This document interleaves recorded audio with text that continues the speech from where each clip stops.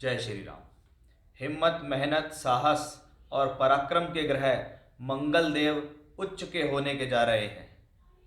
अब इन उच्च का ग्रह मंगल ब्रह्मांड के अंदर किस प्रकार के फल देने के लिए तैयार है, उसी विषय को मैं आज आपके सामने लेकर आया हूँ। देखिए, कोई भी ग्रह अगर ब्रह्मांड में उच्च का हो रहा है, इसका मतलब है कि वो दीप्तादि अवस्थाओं में सबसे ऊपर जा रहा है। दीप्तादि अवस्थाओं में देखा जाता है कि भी ग्रह नीच का है, अस्त है, वक्री है, शत्रु क्षेत्र है, मित्र क्षेत्र है, स्वराशि का है और सबसे ऊपर पे जाके पहुंचता है तो उसको कहते हैं उच्च का ग्रह। उच्च का ग्रह यानी इससे ऊपर उस प्लेनेट का कोई लेवल नहीं होता। मंगल देव जो कि हिम्मत और साहस के प्रतीक हैं, तो शनि जो कि धैर्य के प्रतीक हैं, सहजता के प्रतीक है। उनकी राशि में मंगल उच्च का होता है, यानी ऐसा मंगल जोशीला भी है और धैर्यवान भी है, लेकिन जल्दबाज नहीं है। इस मंगल की ये क्वालिटी है। मेष राशि में मंगल स्वराशि के होते हैं, लेकिन मेष का मंगल और वृश्चिक के मंगल में जमीन आसमान का अंतर है और इनसे भी डिफरेंस रूप में काम करता है उच्च का मंगल। अब मंगल देव आने वाली 7 फरवरी 2024 को राशि परिवर्तन करेंगे धनु राशि से निकलकर। अब वो अपने उच्च के ग्रह शनि की राशि के अंदर उच्च के हो जाएंगे, यानी शनि के जो घर होते हैं, 2 घर हैं, एक मकर और एक कुंभ है।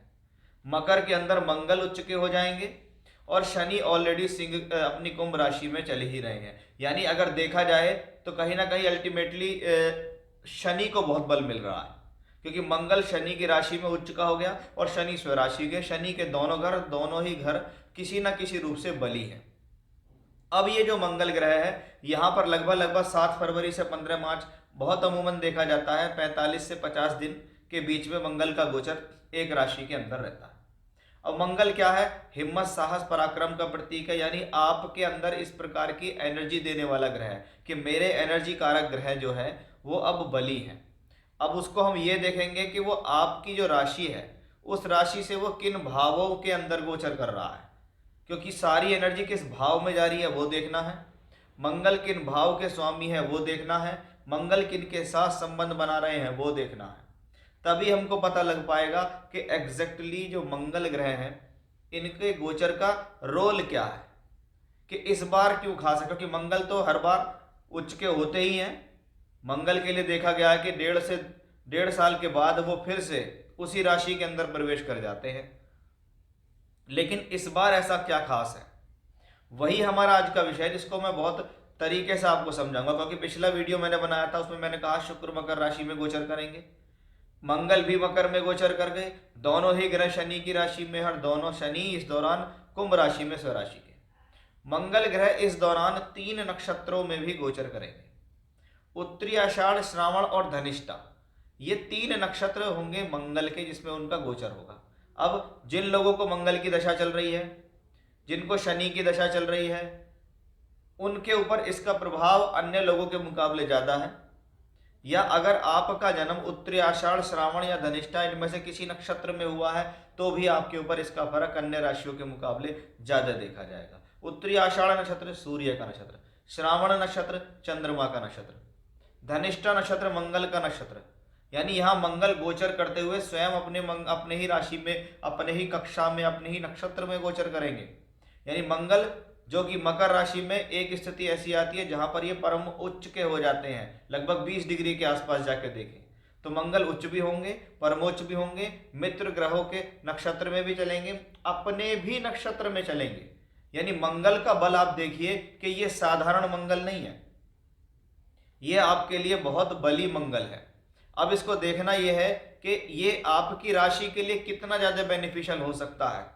उसी चीज को, उसी विषय को मैं आज आपके सामने लेकर आया हूं। इसलिए बड़े वीडियो को बड़े ध्यान से सुने और समझें, जिससे आपको पता लगे कि ये मंगल अगर मकर में आए हैं तो हमें कब कब किन किन क्षेत्रों में फायदा दे सकते हैं, लाभ दे सकते हैं, कोई सावधानी बरतनी है, कोई उपाय करने हैं, वो सब मैं इसके अंदर आपको लेकर चलूंगा। इसीलिए मैंने इस टॉपिक का नाम भी रखा है कि मंगल का रास बुझाएगा प्यास। यानी कहीं ना कहीं ये जो मंगल का गोचर है, ये जो मंगल का रास है, ये आपकी प्यास को बुझाने वाला है। यानी आपके मन के अंदर जो उमंगे हैं कि मेरा ये काम हो जाए, मुझे ऐसा मिल जाए, तो उसको ये कहीं ना कहीं सक्सेसफुल करने में सक्षम है।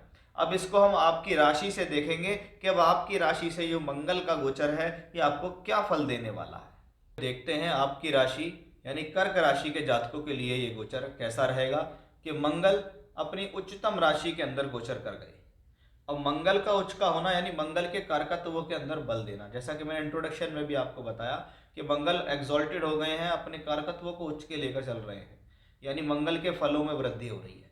अब मंगल कहाँ आ रहे हैं? यहाँ 7th हाउस के अंदर, यानी सारी की सारी जो एनर्जी है वो 7th हाउस में आ रही है। 7वें घर में एनर्जी आती है तो व्यक्ति क्या करता है, जिन लोगों की शादी नहीं होती वो इस दौरान ज़्यादा सक्रिय हो जाते हैं कि मेरा विवाह कैसे हो। वो तरह तरीके से लड़का या लड़की ढूंढने की कोशिश करते हैं, अलग अलग वेबसाइट्स पे जाते हैं, जगह जगह कॉन्टैक्ट बढ़ाते हैं, क्योंकि उनको लगता है कि यार अब तो ये काम हो जाना चाहिए, अब तो शादी हो जानी चाहिए। तो मंगल अगर वहाँ जाता है तो इसको कहते हैं प्रयास। आप अगर प्रयास कर रहे हैं तो उसमें आपको सफलता भी मिलेगी। अब मंगल बनाता है दशम यहाँ पर बैठकर रोचक नामक राजयोग। रोचक राजयोग क्या करता है? मंगल के कारकत्वों को वृद्धि करके आपको फल देता है। हिम्मत, मेहनत, साहस, जोश ये मंगल के कारकत्व है। मशीनरी, कंस्ट्रक्शन ये मंगल के कारकत्व है। इंजीनियरिंग वर्क्स, डॉक्टरी से संबंधित काम, सर्जन लोग, कंस्ट्रक्शन के काम, ये सब मंगल के कारकत्व हैं। तो मंगल का कारकत्व बढ़ रहा है, मंगल के बल बढ़ रहे हैं। अब मंगल यहाँ शनि की राशि में है और शनि की एक राशि और है, वो है कुंभ राशि। और अच्छी बात यह है कि इस दौरान शनि अस्त भी होंगे तो शनि के ढैया से संबंधित जो नेगेटिव फल हैं वो कुछ समय के लिए रुक जाएंगे। एक तो नेगेटिव फल रुक गए, दूसरा मंगल एग्जॉल्टेड हो गया आपके लिए, और वही मंगल आपकी राशि को देखता है, यानी कर्क राशि के जातकों के लिए काफी अच्छा समय हमें दिखाई देता है। मंगल क्या है? भूमि, जमीन, जायदाद, प्रॉपर्टी का कारक। अब मंगल चौथे घर का मालिक जो शुक्र है वो भी इस दौरान यहाँ चल रहा होगा, यानी इस दौरान या तो कोई भूमि, जमीन, जायदाद, प्रॉपर्टी से संबंधित काम में फायदा मिल सकता है, या कोई वाहन मिल सकता है आपको, या घर के अंदर कोई रिनोवेशन हो जाएगा, या कोई फायदा मिल जाएगा। वही मंगल क्या है? पंचमेश होके उच्च का है। पंचम भाव विद्या, बुद्धि, शिक्षा का भाव है। उन चीज़ों में बढ़ोतरी होती है, संतान की उन्नति होती है, संतान प्राप्ति के मार्ग खुलते हैं, संतान के लिए कंसीव होना भी ऐसे समय में देखा जाता है। क्योंकि वो मंगल पंचमेश होकर यहाँ है तो इस दौरान क्या होता है, कभी कभी लव रिलेशनशिप्स होते हैं, तो क्या होगा, प्रेम संबंधों का अरेंज मैरिज में चेंज हो जाना भी ऐसी स्थितियों में देखा जाता है। ये मंगल यहाँ से बैठ के 10th हाउस को देख रहे हैं, उच्च का मंगल है, दशमेश उच्च का हुआ है, यानी इस दौरान कुछ कर्म में बड़ा और बेहतर होने वाला है। ये समय आपकी प्रोफेशनल लाइफ के लिए बहुत अच्छा है, यानी नौकरी के लिए, आपके व्यापार के लिए, आपको नई अपॉर्चुनिटी देने के लिए। कोई नई और बढ़िया नौकरी मिल गई, कोई नए बढ़िया व्यापार मिल गया, कोई कर्म अच्छा हो गया, या इस दौरान अच्छी अपॉर्चुनिटी मिल गई, यानी कुल मिला के आपका कर्म क्षेत्र बढ़ना है, यानी नौकरी व्यापार में तरक्की का संकेत है, क्योंकि ये चंद्रमा की राशि है, चंद्रमा के लिए मंगल मित्र हैं, कर्क राशि के लिए मंगल योग कारक भी हैं। और यही मंगल यहाँ धन भाव को देखते हैं, शनि भी यहाँ धन भाव को देखेंगे, बृहस्पति यहाँ से बैठ के धन भाव को देखेंगे, यानी 2nd हाउस एक्टिवेट हुआ, दूसरा घर एक्टिवेट हुआ तो पैसा आना निश्चित है, पैसे का स्थिरता दिखती है, पैसा आना निश्चित है, धन की स्थिरता निश्चित है, ये भी स्पष्ट रूप से हमें दिखाई दे रही है। यानी हम अगर इस दौरान देखें तो मंगल की स्थिति, मंगल जिन भावों का स्वामी है, मंगल जिन नक्षत्रों में गोचर करेगा, मंगल जिस ग्रह की राशि में बैठा है और उसका जहाँ से संबंध है, वो सभी एक पूर्ण स्थिति को बनाते दिखाई दे रहे हैं, जिसको हम कह सकते हैं कि वाकई कर्क राशि के जातकों के लिए ये जो मंगल का गोचर है ये बहुत अच्छी स्थिति को लेकर आपके जीवन में आ रहा है। यानी ऐसा हो ही नहीं सकता कि इस दौरान आपके साथ कुछ बड़ा या कुछ बेहतर ना हो, ये इस मंगल के गोचर से हम क्लियरली यहाँ देख सकते हैं।